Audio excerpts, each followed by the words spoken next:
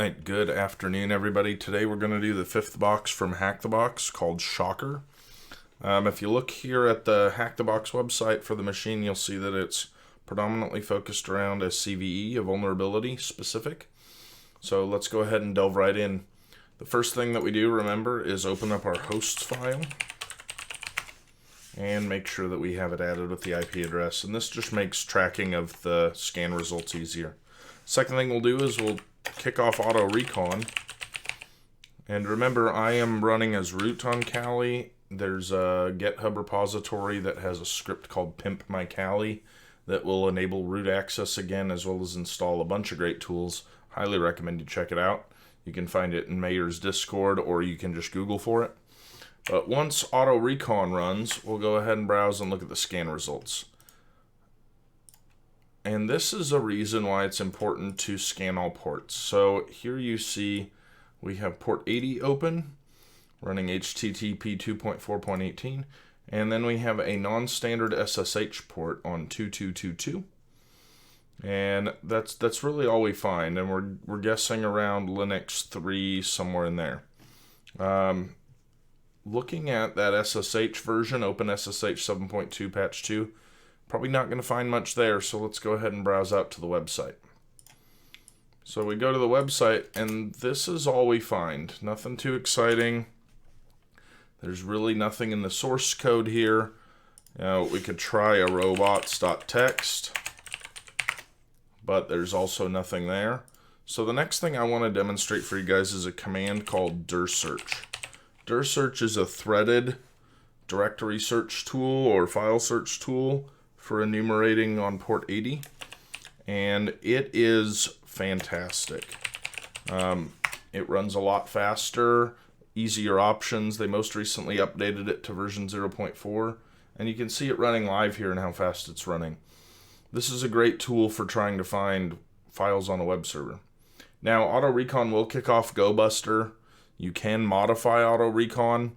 I'm probably going to modify it for dirsearch, but for now I just run dirsearch manually. So we're about halfway done, and you can see these 403 requests. These mean that these things probably exist but are access denied. But you see a CGI bin directory, and you'll find a server status directory that'll pop up here as we approach the end. There's nothing else. CGI bin directories would normally contain web scripts. So the next thing I did after finding the CGI bin directory existed was I tailored my dirsearch even more to go and do that directory. And then you can get you can ask it to type to look for specific extensions with the tech E. So I'll just look for shell extensions, which are typically, or bash scripts, .sh scripts. So here you see it running through that same word list again, and you see it going through the CGI bin directory. So it is finding some old htaccess files, which are pretty typical with Apache. And you can see how fast it's running. It's a pretty great tool. So I highly recommend you guys make this a part of your pen testing methodology. As we get to the U here, you're going to find a user.sh. And we do have access. It's a success at 200. So there is a vulnerability out on the web called shell shock. And if you're not familiar with shell shock, it's a vulnerability in bash scripts that exist, and it was predominantly exploited via the web, correction. And this is what it's all about right here, is finding a web script. So let's go ahead and load up Metasploit. And let's do a search for shell shock. And you see here number 5. So Apache mods, CGI scripts, bash scripts, executional, code injection, shell shock. There's also a scanner for it.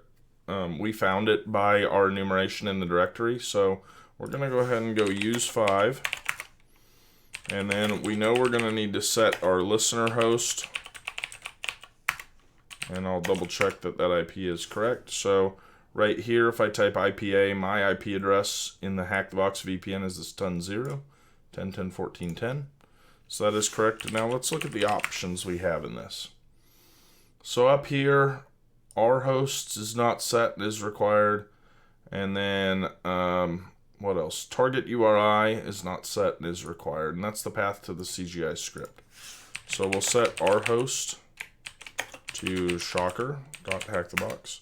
And then we'll set target URI to the /CGI bin directory and user.sh.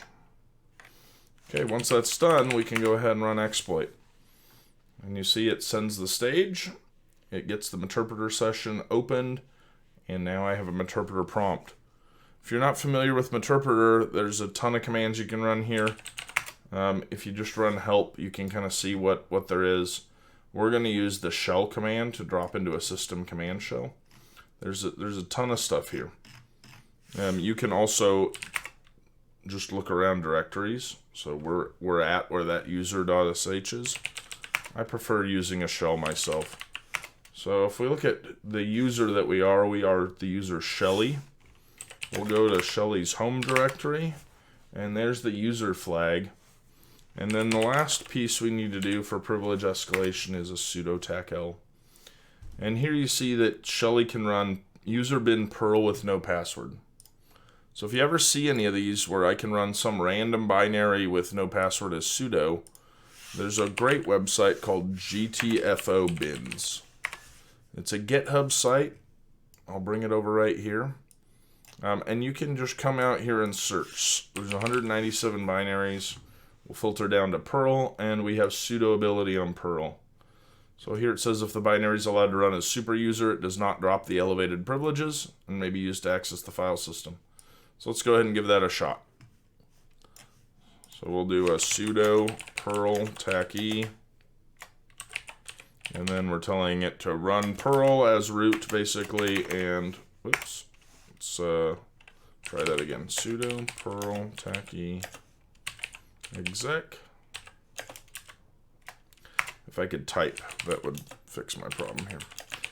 One of the things you're seeing here is that I do not have a TTY shell. That'll come into play more as we do later boxes, but for now, we can go ahead and execute the command here. So there we go, sudo perl exec bin shell, and now if I can type, I might have lost it. Alright, let's try this again.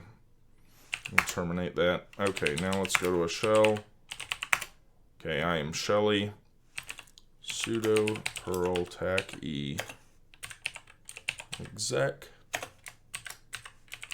bin sh.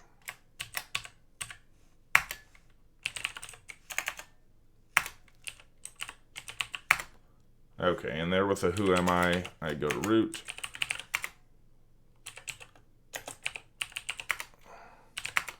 And there's the root.txt file.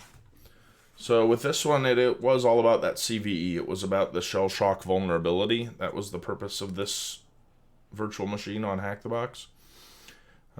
Things to keep in mind is that enumeration, right? So only saw 2 ports, which was able to kind of direct efforts pretty quickly. Make sure that you are paying attention to all those directories. You know, we didn't look at the server status one, but there might have been something there. I'm not sure. And really, that's about it. It was a fairly straightforward box. The SSH server on the non-standard port wound up not mattering, but it could have. And that's why it's important that you search all ports. So that's it for this one. I appreciate everyone. Please check out my blog at actualtom.com and check out my YouTube channel. And if you like what you're seeing, please subscribe. There's going to be plenty more to come as I work through my OSCP preparations. Have a good day.